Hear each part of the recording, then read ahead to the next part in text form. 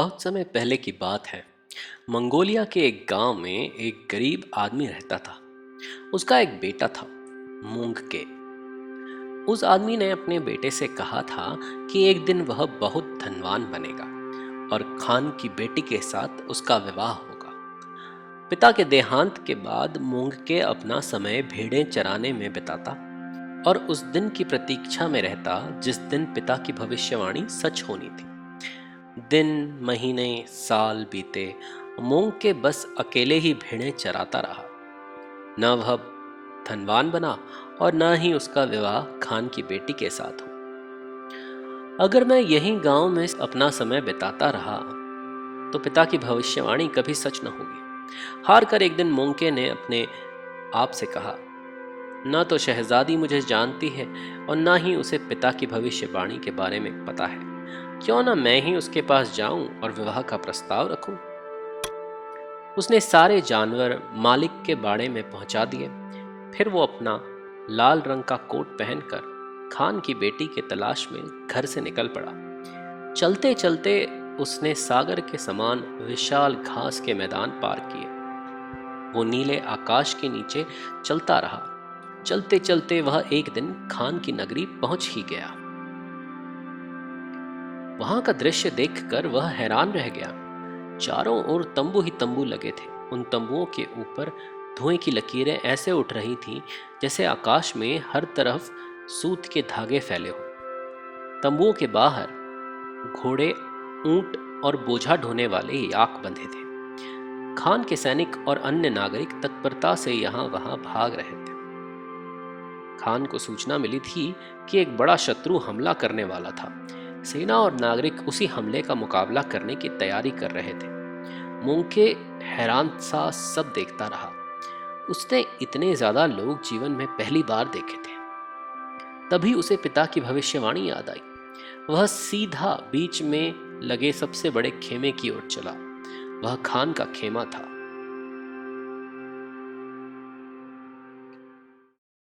वहां पहुंचकर उसने जरा ऊंची आवाज में कहा, मेरा नाम मोंके है। मेरे भाग्य में लिखा है कि मेरा विवाह खान की बेटी के साथ होगा। खान की बेगम और बेटी खेमे के अंदर खान और उसके सेना नायकों की सेवा कर रही थी। जब खान की बेगम ने मोंके की बात सुनी तो वह गुस्से से तनकर खड़ी हो गई। उस नीच ने ऐसी बात कहने की हिम्मत कैसे की? बेगम गुस्से में बोली। बेगम का बस चलता तो उसी समय मोंके को मरवा डालती, लेकिन उसकी बेटी शहजादी बोरते हंस पड़ी। उसने माँ से कहा, अगर खान का विवाह एक साधारण नागरिक से हो सकता है तो एक साधारण नागरिक खान की बेटी के साथ विवाह क्यों नहीं कर सकता? बेटी की इस बात को सुनकर माँ का ध्यान आया कि जब खान ने उसके साथ विवाह किया था तब वह स्वयं भी एक साधारण नागरिक ही थी। तब खान ने अपने सेना नायकों से कहा, युद्ध की तैयारी करने से पहले क्यों न इस गंवार के साथ थोड़ा मजाक किया जाए, हमारा कुछ मनोरंजन ही हो जाएगा। खान की बेगम अभी भी बहुत गुस्से में थी। फिर भी उसने मुस्कुराते हुए कहा, आप जो चाहें करें, लेकिन मेरी 3 शर्तें इस युवक को पूरी करनी होगी। खान ने बेगम की बात मान ली। माँ और बेटी एक पर्दे के पीछे जाकर खड़ी हो गई। मूंग के खेमे के अंदर आया। खान के सम्मान में वह झुककर खड़ा हो गया। खान ने सुंदर वस्त्र और सोने के आभूषण पहन रखे थे। उसकी तलवार हीरों से जड़ी थी। यह देखकर मोंके को अपनी वेशभूषा बहुत ही घटिया लग रही थी। खान के पीछे एक खूंखार बाज बैठा था और उसके आसपास शक्तिशाली सेना नायक बैठे थे। मोंके की खस्ता हालत के बावजूद शहजादी बोरते को उस युवक में कुछ प्रतिभा दिखाई दी, लेकिन इसके पहले कि वह कुछ कहती, उसकी माँ ने खान के कान में धीमे से कहा, हमारी शहजादी का पति बहुत ताकतवर होना चाहिए। दूर पहाड़ों में 7 दानव रहते हैं। इससे कहो कि उन दानवों को मारकर उनका सारा धन यहाँ ले आए। खान और उसकी बेटी को लगा कि यह बहुत कठिन काम था। फिर भी खान ने उसे यह शर्त पूरी करने को कहा। मोंके भयभीत था, लेकिन इस बीच उसने शहजादी की एक झलक देख ली थी। अब वह कोई भी जोखिम उठाने को तैयार था। उसने कहा, बस मुझे इतना बताइए कि वह 7 दानव कहाँ हैं।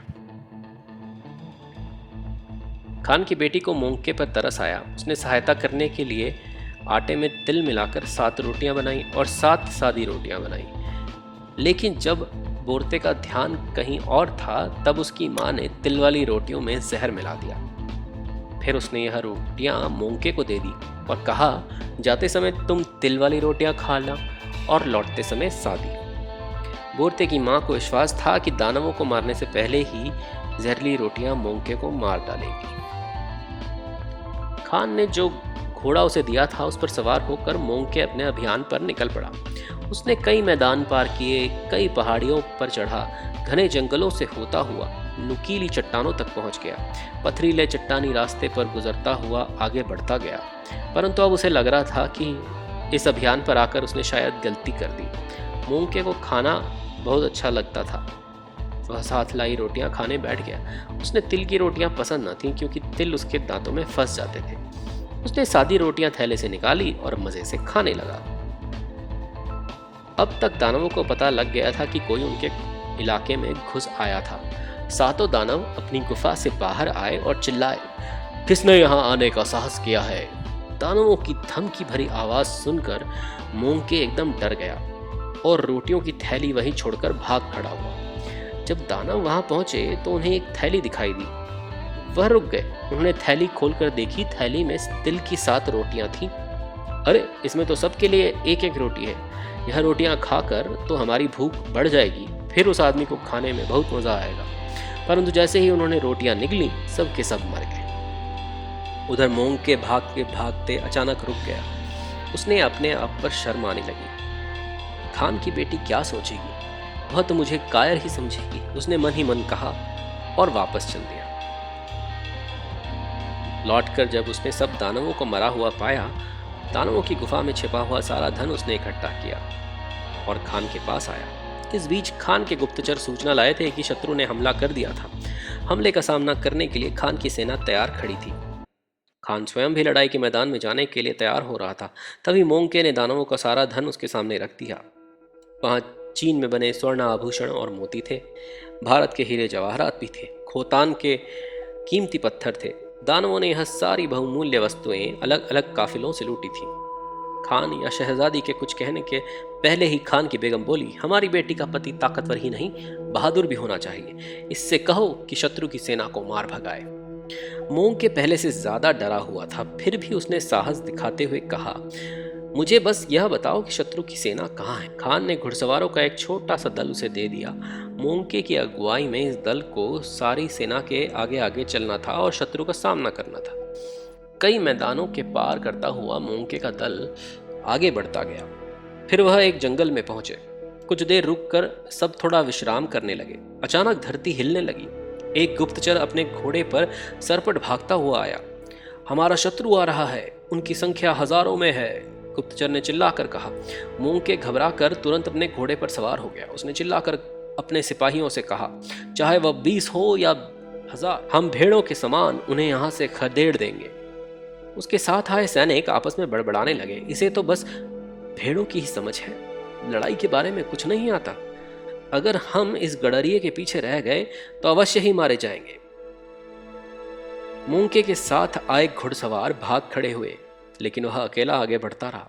हड़बड़ी में वह सीधा एक छोटे पेड़ में जा घुसा और पेड़ की शाखाओं में बुरी तरह से उलझ गया। उसका घोड़ा इतना तेज भाग रहा था कि वह नन्हा पेड़ जड़ सहित उखड़कर जमीन से बाहर आ गया। शत्रु सैनिकों ने देखा कि एक हरे बालों वाला भयंकर योद्धा बड़ी तेजी रफ्तार में उनकी तरफ आ रहा है। इसके तो 5 अनगिनत बाजू हैं, मैं गिन भी नहीं पा रहा हूँ, एक शत्रु सैनिक ने चिल्लाकर कहा। शत्रु सेना का खान भी डर के मारे कांपने लगा। यह उन 7 दानवों में से एक होगा। शत्रु सैनिक इतने भयभीत हो गए कि आनन फानन में वहां से भाग खड़े हुए। अपना सामान और जानवर भी वह पीछे ही छोड़ गए। मोंके अपने खान के पास लौटा तो उसके पीछे जानवरों और गाड़ियों की एक बहुत लंबी कतार थी, जिन पर लूट का सारा माल लदा था। उसे देखकर खान बहुत हैरान हुआ, क्योंकि उसके साथ गए घुड़सवारों ने बताया था कि मोंके मारा गया। अब खान और अन्य लोग मोंके की खूब प्रशंसा करने लगे। खान की बेगम को भी स्वीकार करना पड़ा कि मोंके ने अपने को शहजादी के योग्य साबित कर दिया है। लेकिन शहजादी बोरते ने उन्हें टोक कर कहा, इसने अभी तक आपकी शर्तें पूरी की हैं, मेरी नहीं। मोंके अपनी सफलता से इतना उत्साहित था कि उसने झट से कहा, मैंने 7 दानवों को मार डाला, मैंने शत्रु सेना का नाश कर दिया, मैं किसी से भी नहीं डरता। लेकिन फिर भी संसार में ऐसा कोई न कोई होगा जो तुमसे अधिक ताकतवर और बहादुर और होशियार होगा। तुम्हारी तीसरी चुनौती है चालाक और ताकतवर बगातुर को हराना, खान की बेटी ने कहा।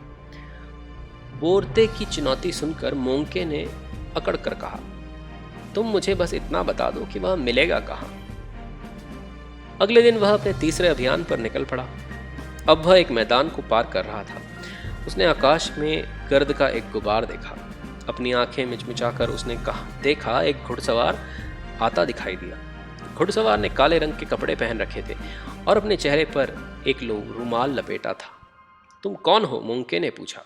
मैं बगातुर हूँ, घुड़सवार ने बड़ी रूखी आवाज में कहा। अगर जीवित रहना चाहते हो तो आत्मसमर्पण कर दो। मोंके ने हड़बड़ी में बगातुर को एक तीर मारा, पर उसका निशाना चूक गया। अब बगातुर ने तीर मारा। यह तीर मोंके के कान को छूता हुआ निकल गया। मैंने जानबूझकर सही निशाना नहीं लगाया, बगातुर ने कहा, लेकिन अगली बार ऐसा ना होगा, तीर निशाने पर ही लगेगा। मोंके बिल्कुल डर गया। अब वह अपने घोड़े से लुढ़क कर जमीन पर आ गया। उसने नीचे झुकते हुए कहा, खान की बेटी ने मुझे चेतावनी दी थी, लेकिन मैंने ही उसकी बात अनसुनी कर दी।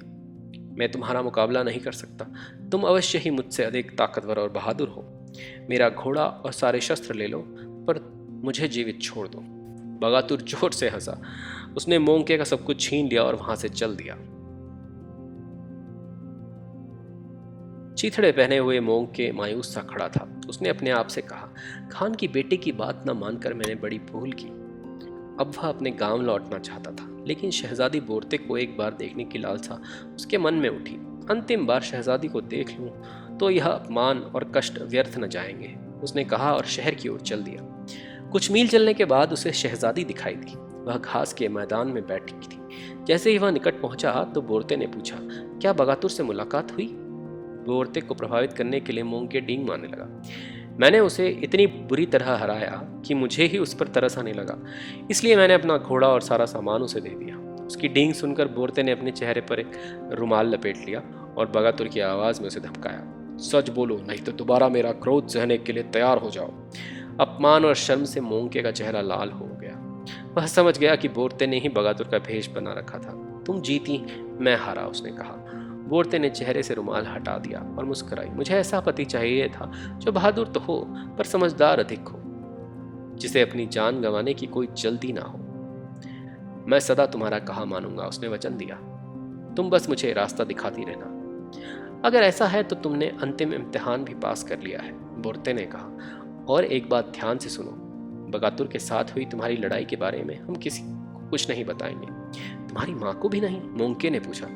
माँ को तो बिल्कुल भी नहीं।